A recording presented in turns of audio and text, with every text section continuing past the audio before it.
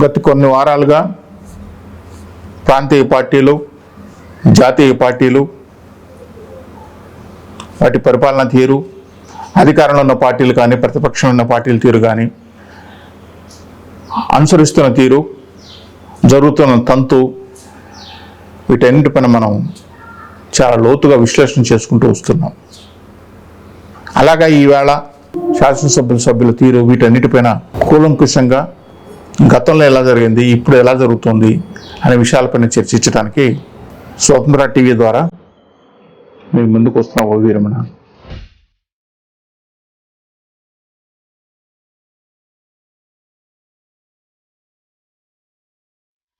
రాష్ట్ర ప్రజల అవసరాల కోసం, రాష్ట్ర అభివృద్ధి కోసం శాసనాలు తయారు చేసే ఒక కర్మాగారం లాంటి ఒక సముదాయం ప్రతి రాష్ట్రంలో శాసనసభ, శాసన మండలి ఉంటాయి. ఒక దేవాలయం లాంటి సంస్థ శాసనసభ. ఎందుకంటే ఆ రాష్ట్ర ప్రజల స్థితిగతులు, వాళ్ళ భవిష్యత్తు, ఈ రాష్ట్ర పురోగతి, అభివృద్ధి, సమస్యలు, ఇవన్నీ కూడా కట్టుదిట్టమైన వ్యవస్థలు కానీ చేయాల్సిన బాధ్యత శాసన మండలి పైన ఉంటుంది. శాసనసభ్యులు, శాసనసభ నాయకుడు,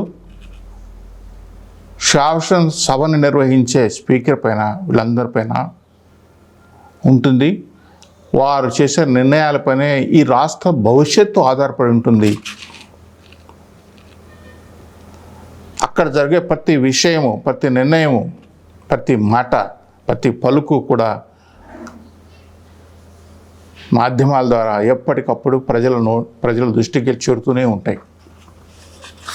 అయితే ఇప్పుడు ఈ ప్రస్తావన ఎందుకు అనే విషయం మనం ఆలోచన చేస్తే, గత కొన్ని రోజులుగా ఆంధ్రప్రదేశ్ రాష్ట్ర శాసనసభలో జరుగుతున్న పరిణామాలు రాష్ట్ర ప్రజలు అందరికీ కూడా చాలా మనోవేదనతో పాటు చాలా బాధ. ఇదే మన వ్యవస్థ, ఇదే మనం ఎన్నుకున్న శాసనసభ్యులు ప్రవర్తించే తీరు, వారు వాడే భాష ఒక రకమైన జుగుప్సాకరంగా ఉండటమే కాకుండా, గతంలో ఒకసారి మనం తరచూస్తే గతంలో 1-2 సందర్భాల్లో అప్పట్లో శాసనసభ నాయకుడు, అధికార పక్షంలో ఉన్న ముఖ్యమంత్రి రాజశేఖర రెడ్డి గారు ప్రతిపక్షంలో ఉన్న చంద్రబాబు నాయుడు గురించి ఆవేశంలోనో ఒక మాట, మీ తల్లి కడుపుని ఎట్లా పుట్టావు అని అప్పట్లో ఉన్న రాజశేఖర రెడ్డి గారి మాట అంటే, అది పొరపాటును గ్రహించి సాక్షాత్తు శాసనసభలో అప్పటి ముఖ్యమంత్రి, నేను అన్న మాట వెనక్కి తీసుకుంటున్నాను, తప్పు, అది నేను మాట్లాడకూడదు, ఆయన చంద్రబాబు నాయుడు గారు నా స్నేహితుడే, మేమిద్దరం మంచి స్నేహితులము అని హుందాగా ప్రవర్తించిన తీరు. అలాగే అధికారంలో ఉన్న చంద్రబాబు నాయుడు గారు రోషయ్య గారి గురించి,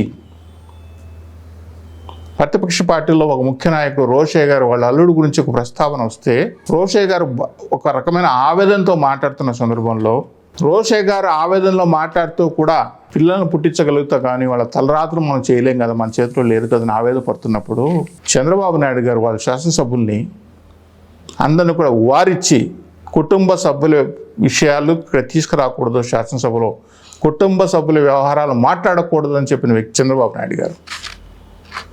మరొక సందర్భంలో ప్రజారాజ్యం పార్టీ స్థాపించిన చిరంజీవి గారు వాళ్ళ అమ్మాయి ఏదో ఒక లవ్ మ్యాటర్లో ఏదో జరిగిందని చెప్పి మాధ్యమంలో వార్తలు వస్తున్నాయని చెప్పి రాజశేఖర రెడ్డి గారి దృష్టికి వస్తే, రాజశేఖర రెడ్డి గారు ఇమ్మీడియట్గా అది ఆపు చేయించండి, అది తప్పు, ఒక ఆడబిడ్డ తండ్రిగా నాకు తెలుసు, చిరంజీవి గారు ఆడబిడ్డ తండ్రికి ఎంత బాధపడతాడో తెలుసు అని చెప్పి హుందాగా ప్రవర్తించి అటువంటి ఆపు చేసిన వ్యక్తి రాజశేఖర రెడ్డి గారు. ఇవి ఎందుకు చెప్తున్నానంటే, శాసనసభ ఎంత హుందాగా ఉండాలి, శాసనసభ నాయకులు కానీ ప్రతిపక్ష పార్టీ కానీ ఎంత హుందాగా ప్రవర్తించాలి, ఆ భాష కానీ వాడే భాష కానీ ఎలా ఉండాలి. పక్క రాష్ట్రంలో కర్ణాటక శాసనసభ స్పీకర్గా ఉన్న రమేష్ అనే ఒక అతను స్పీకర్కి రోల్ మోడల్గా ఉన్న వ్యక్తి అతను. ఎక్కడ కానీ పొరపాటు ఒక మాట వచ్చినా పొరపాటు మాట మాట్లాడినా అధికార పక్ష పార్టీ వాళ్ళను కూడా, ఆయన పార్టీకి సంబంధించిన వాళ్ళని కూడా సస్పెండ్ చేయటమే కాదు, కొంతమందిని శాసనసభ నుంచి డిస్మిస్ చేసిన సందర్భాలు కూడా ఉన్నాయి. అంటే స్పీకర్గా ఎంత హుందాగా సభ నడపాలి, వాళ్ళ వ్యవహారశైలిని పర్యవేక్షించాల్సిన బాధ్యత, ప్రజా సమస్యలపైన కేటాయించే టైం కానీ వీటిపైన వాళ్ళందరూ కూడా కాన్సన్ట్రేట్ చేయటము, అందుకని వ్యవస్థలు బాగుపడ్డాయి అక్కడ. కానీ ఇవాళ జరుగుతున్నది ఏంటి? సాక్షాత్తు గత సంవత్సరం చూస్తే ఒక ప్రతిపక్ష నాయకుడు కుటుంబ వ్యవహారాలు సాక్షాత్తు వారి భార్యను గురించి మాట్లాడితే ప్రతిపక్ష నాయకుడు కళ్ళ నీళ్లు పెట్టుకొని ఎక్కుళ్ళు పెట్టి ఏడిస్తే, గతంలో రాజశేఖర్ గారు ఎంత హుందాగా ప్రవర్తించారో అలా చేస్తారు. ఎందుకంటే ఆయన లక్షణాలన్నీ పుణికి పుచ్చుకున్న యువ నాయకుడు జగన్మోహన్ రెడ్డి అని ప్రజలు నమ్మారు కాబట్టి, ఆయన లక్షణాలన్నీ కూడా నిండుగా జగన్మోహన్ రెడ్డి గారి దగ్గర ఉంటాయి, ఆ లక్షణాలన్నీ ఉంటాయని చెప్పి ఉద్దేశంతో నమ్మారు కాబట్టి, సభానాయకుడు ఉన్న ముఖ్యమంత్రి కూడా అలాగా ప్రవర్తిస్తాడు అని ప్రజలు నమ్మటం ఈవేళ ఒక మూర్ఖత్వం అనేది రుజువు కాబడింది. ప్రతిపక్ష నాయకుడు సాక్షాత్తు చంద్రబాబు నాయుడు గారి సతీమణి గురించి అవహేళనగా చూసిన ఏ ప్రేక్షకుడైనా కూడా బాధపడే విధంగా మాట్లాడినప్పుడు, ఒకరు కాదు, ఇద్దరు కాదు, ముగ్గురు కాదు, మూకమ్మడిగా మాట్లాడినప్పుడు, ఆయన ఏడ్చినప్పుడు ఈ దేశంలో వార్త అయింది. ఒక ప్రతిపక్ష నాయకుడు కళ్ళనీళ్ళు పెట్టించిన అధికార పక్షం. మరొక సందర్భంలో ఆ ప్రతిపక్ష నాయకుడు కొడుకు పుట్టుక గురించి మాట్లాడటం, అవహేళనగా మాట్లాడటం, వికటహాసాలు చేయటం. ఇది కౌరవ సభ కాదు, ఇది శాసనసభ. ప్రజల హక్కులు పరిరక్షించడానికి ఏర్పడిన ఒక సభ, నిరంతరము వారు బాగోగు చూడాల్సిన సభ. అలాంటి సభలో అవి చర్చించకపోగా, అవి చర్చకు రాకపోగా ప్రతిపక్ష నాయకుడినో ప్రతిపక్ష కుటుంబ సభ్యులనో మనం టార్గెట్ చేసి అవహేళనగా మాట్లాడటం, బాహ్య ప్రపంచం మనల్ని చూసి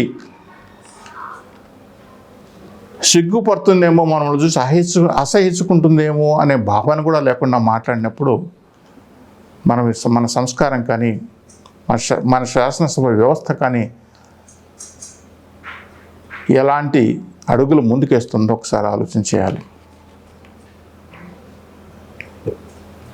శాసనసభలో ఆ విధంగా మాట్లాడబట్టే, అటువంటి మాటలు మీడియాల ద్వారా బయటికి రాబట్టే ఈరోజు క్యాడర్లో సోషల్ మీడియా ద్వారా అంతకంటే భయంకరమైన భాష, పదజాలం ఇవన్నీ మనం చూస్తూనే వస్తున్నాం.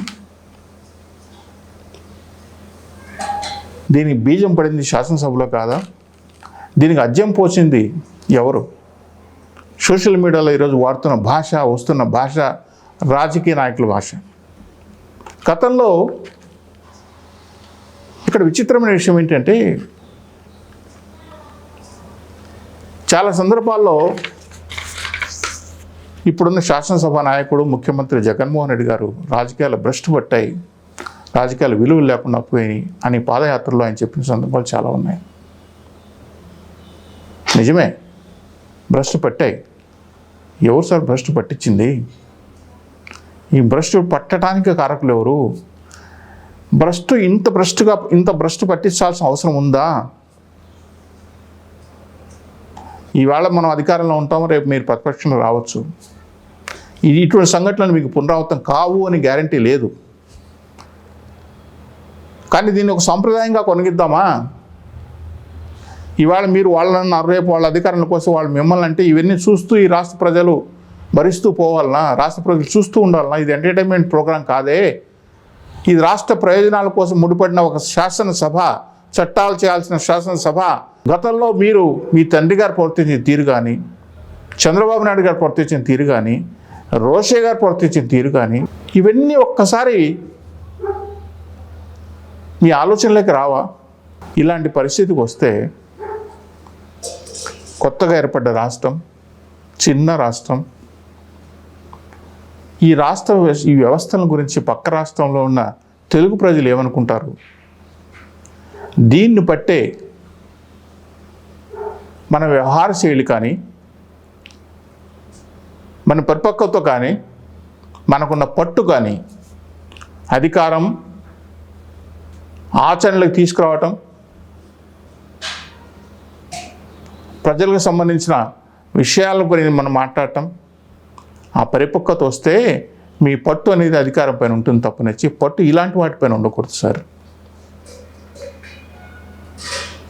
1-2 సందర్భాల్లో మాట్లాడారు.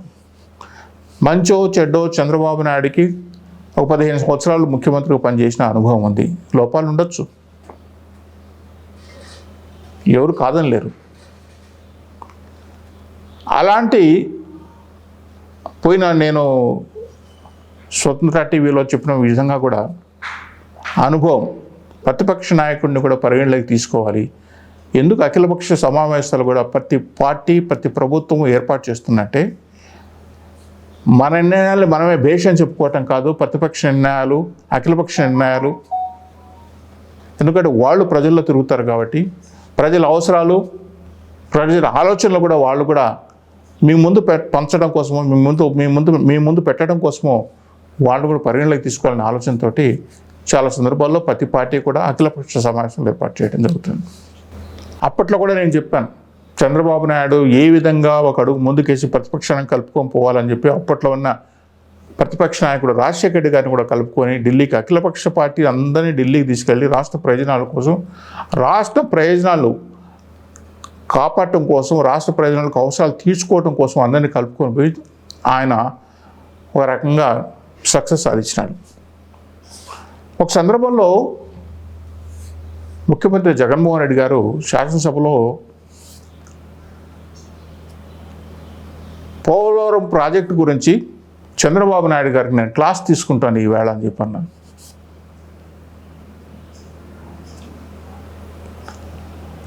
అంటే చంద్రబాబు నాయుడు కంటే నేను చాలా ఈ పర్టికులర్ ప్రాజెక్ట్లో చాలా ఎక్స్పర్ట్ని, చాలా అవగాహన ఉంది, నేను క్లాస్ తీసుకుంటాను అన్నంత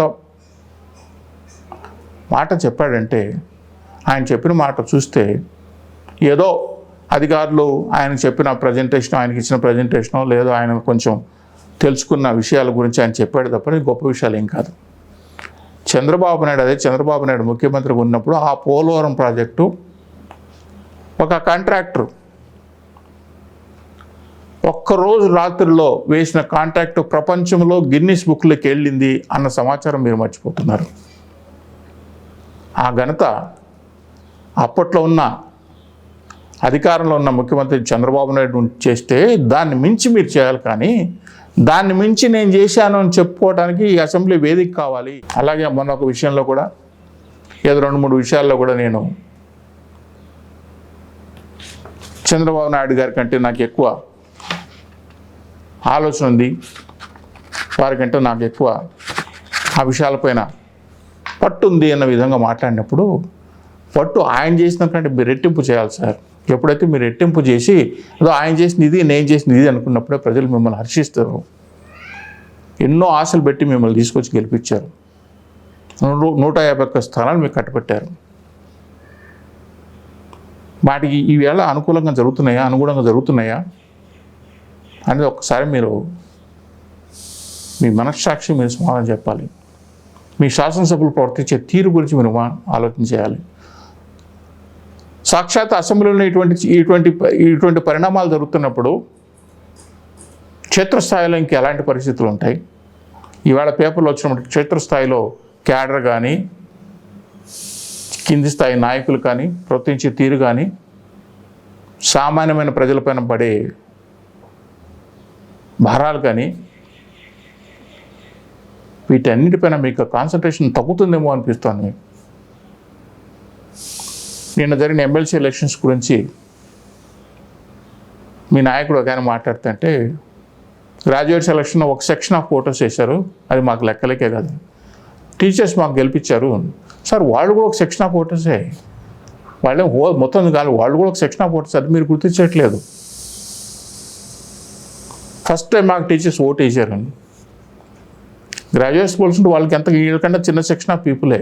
ఇక్కడ సెక్షను మీరంతకు మీరు చెప్పిన మీ నాయకులే చెప్పారు. ఇక్కడ ఎవరు మిమ్మల్ని ఇక్కడ ఈ ఎన్నికల్లో మీరు ఓటమి వస్తే మీరేదో అధికారం కోల్పోయినట్టు ఎవరూ మాట్లాడలేదు. మీరంతకు మీరే చెప్పారు ఇవి సెమీఫైనల్స్ ఎలక్షన్స్, ఇవి రెఫరెండము, మేము చేసిన సేవలకి ఈ ఎమ్మెల్సీ ఎలక్షన్స్ రెఫరెండం కాబోతుందని మీ నాయకులే మీడియాలో మేము తీసుకున్న నిర్ణయాలకు ప్రజలు మాకు పట్టం కట్టబోతున్నారు. కానీ ఇవన్నీ మాట్లాడింది మీ వాళ్ళే. ఇవి కాదు, ప్రజలకు ఈ రాష్ట్రానికి ఇంకెంత చేయాల్సి ఉంది, టైం చాలా తక్కువగా ఉంది, ఇంకెంత చేయాల్సి వస్తుంది, ఈ అభివృద్ధి నా పీరియడ్లో నేను చేయగలిగాను. యువకుడిగా మీరు మొట్టమొదటి ప్రమాణ స్వీకారం చేసిన రోజే చెప్పిన మాట, ఈ దేశమంతా నా పరిపాలన దిక్కు చూస్తుంది, ఈ దేశమంతా నా దిక్కు చూసే విధంగా నేను పరిపాలిస్తాను, ఈ రాష్ట్రాన్ని అభివృద్ధి తీసుకొస్తాను అని చెప్పారు మీరు. చాలామంది ముఖ్యమంత్రులు కూడా మీ దిక్కు చూస్తూనే ఉన్నారు, చూశారు కూడా. ఇప్పుడు మరి అది ఉందా? అది లేదే, అది జరగట్లేదే. ఇప్పటికి మించిపోయింది లేదు. సమయం ఇంకా కొద్దిగున్నా కూడా ఈ అభివృద్ధి నేను చేశాను అని చెప్పుకోవడానికి ఒకటి మిగిలిపోవాలి సార్. రాజశేఖర్ గారు